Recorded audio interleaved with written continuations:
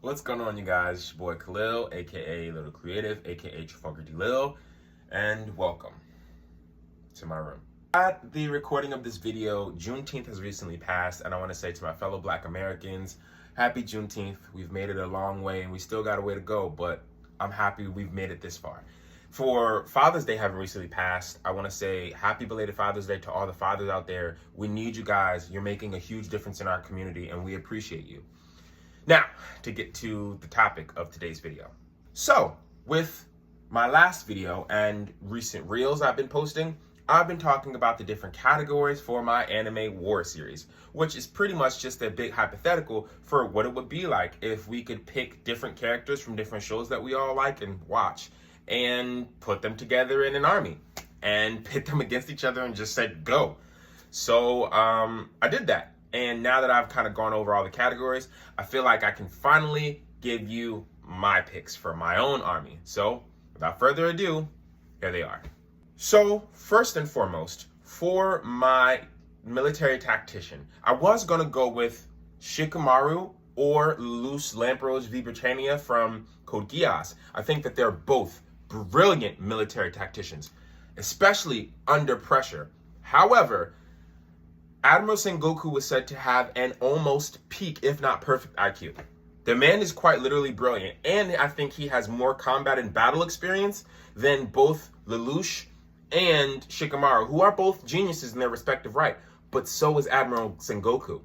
And if it came to the point where your military leader and tactician had to step onto the battlefield, I think that Admiral Sengoku has more firepower and more combat ability than Shikamaru and Lelouch and some of the other candidates. Now, when it came to the lead medic, it was a tough pick because I initially was going for Captain Retsu Unohana. I think she's phenomenal, especially in terms of combat power, except until I thought about Marco the Phoenix.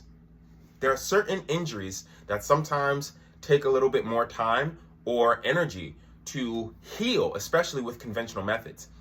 But the Phoenix fire is not conventional. The flames of the Phoenix have a healing nature and property naturally. So he has a mystical fire that has some degree of working to heal others beyond normal injuries or wounds. So on top of that, he could cover and aid a battlefield with his flames while still protecting the injured if he needs to, all at the same time. So I thought that that was really, I couldn't pass up on that. You can't blame me, can you? Now, when it came to my army, that was a little difficult at first because each army has the opportunity for a lot of variables that can't be calculated. Like if you got an army of Jujutsu sorcerers, you might have binding vows going off in the middle of the battle. You might have some heavily restricted Tojis running about. But then you also have Kekkei Genkai that might be popping up in the Fourth Great Shinobi Alliance. Or you could have all kinds of odd devil fruits with an army made up of pirates, like an alliance. But the reason that I settled on who I did was because an army of ghouls would be able to grow stronger in the middle of the war. What I mean by that is that the fallen soldiers, as dark as it may be, would become sustenance for my army. My military would grow stronger as we claimed more victims. That sounds really crazy, I know, but if it's war, then I guess if you're trying to win, it makes sense. Now for the generals, again, I was conflicted until I thought about, and it came down to certain hacks. First off, the Gote 13 are phenomenal. They are probably one of the best candidates for the general category, other than the Magic Knight captains. And I know, hear me out, before the Bleach fans kill me, the reason that I think the Magic Knight captains have a good advantage is because despite the fact that they are lower powered, they make up for their lack of power with their combat techniques. They have fought more powerful characters regularly in their series. They had to fight devils. Now they're fighting, I don't want to get into too many Black Clover manga spoilers, but there's a lot of different races that the humans in Black Clover have to fight against that are much stronger races. And because of that, they use skills like Mana Zone, and they use techniques that have crazy hacks. And if you have a team of them, plus their synergy would be excellent on the battlefield.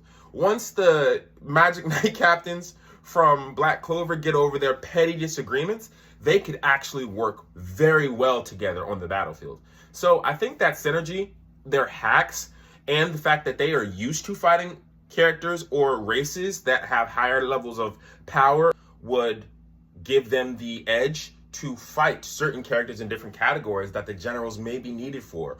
Or their just overall synergy and skills would make them good for suppressing lower levels like just the foot army.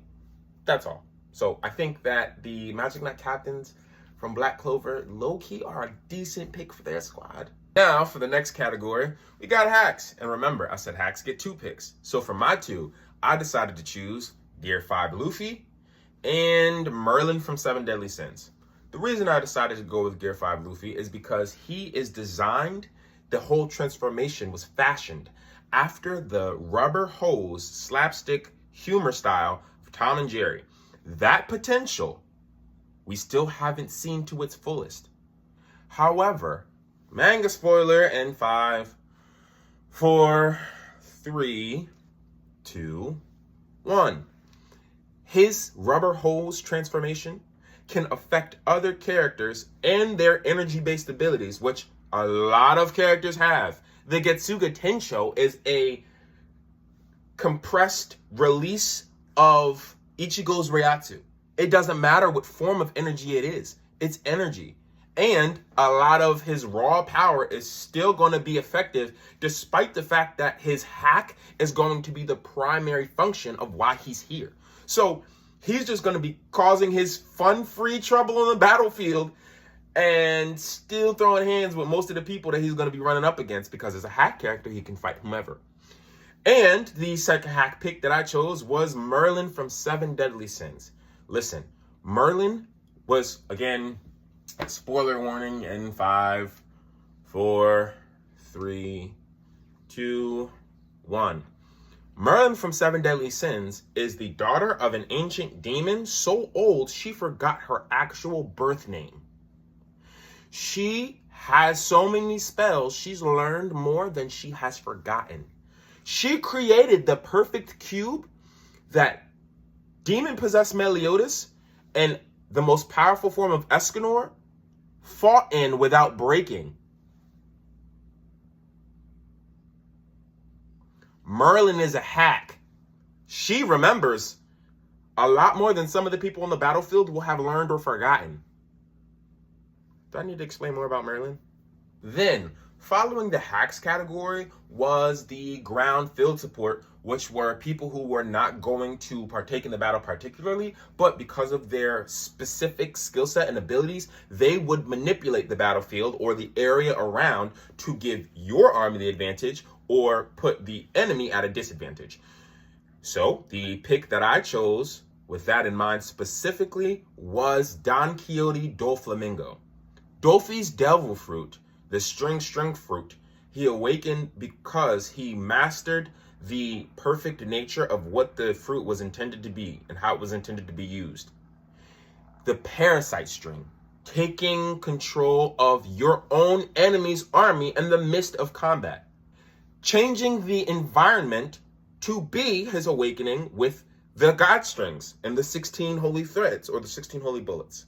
Regardless, the Birdcage, if he gets to a point where your army is at a disadvantage, he can put the Birdcage up around his enemies. The only reason we saw him do it on Dressrosa is because he was done with the facade that he'd been trying to maintain for the past 10 years. So who's to say that he couldn't just necessarily put that around a particular area or perimeter for your enemies? Who's to say he couldn't put a Birdcage around the enemy's medical camp, to which their medic would have to support and defend the injured? I don't know how a lot of people would get out of that.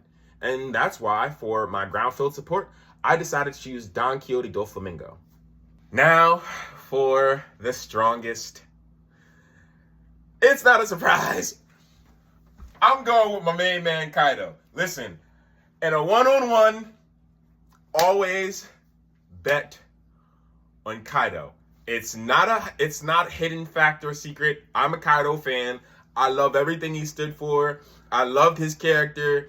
Even his backstory that was super simple worked for him because he was never meant to be an overcomplicated, overcomplex character. He's just the strongest, and he wants to fight because that is the freedom that he knows when everybody's equal on the battlefield. Who else am I going to pick for my strongest?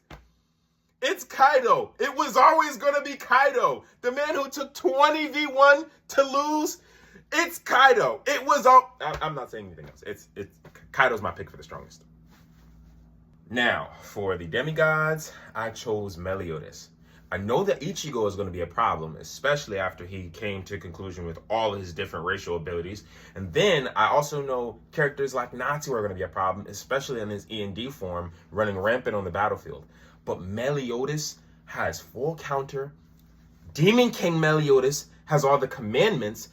I just personally feel like Meliodas, and especially the commandments, I don't think our MCs or main protagonists that we love are going to be able to fight, learn about his abilities in the middle of the fight, and still be able to keep them present while trying to avoid them and win at the same time. I don't think that our main characters that we know and love, who would be in the demigod category, would be able to do all of that and still be able to keep up with them. Just my personal opinion. Finally, for the God category, I chose Aizen. And before anybody starts to come at me and whatever in the comments, it's just my opinion. But Aizen and the Kyoku Suigetsu, on top of the fact that his spiritual pressure is through the roof, up to the point where he was the only person who was able to match Ichigo and the Soul King, and they could feel him from the Soul Society all the way up in the Soul King's domain. Like, his Reiatsu is ridiculous. On top of the fact that he has the Kyoku Suigetsu, he's brilliant and has access to all the Hado techniques that he does. I feel like, yes, Goku's a planet buster. Saitama is unarguably a gag character, not a gag character. Long story short, I personally think that Aizen has a big enough bag and the power to back up coming toe-to-toe with any of the other people in the gods category. Even if he's outpowered or outclassed, he's got his mind, he's got his Bankai, and he's got crazy power still to back up everything else he's got in his bag. Personally, I would take Aizen. Guys, this is my pick for my army. I love all my picks. It took some time for me to think about. And to be honest, I might do another one. Another army from this group. And I might do another completely new anime war series where I make new categories or pick new characters for old categories that we didn't get to see. But long story short, this is just my opinion. So let me know what you guys think. Let me know who your picks are. Let me know what you think of my picks. And let's have the dialogue in the comments. But in the meantime, thanks. I appreciate all you guys, and I will see you on the next video. Peace.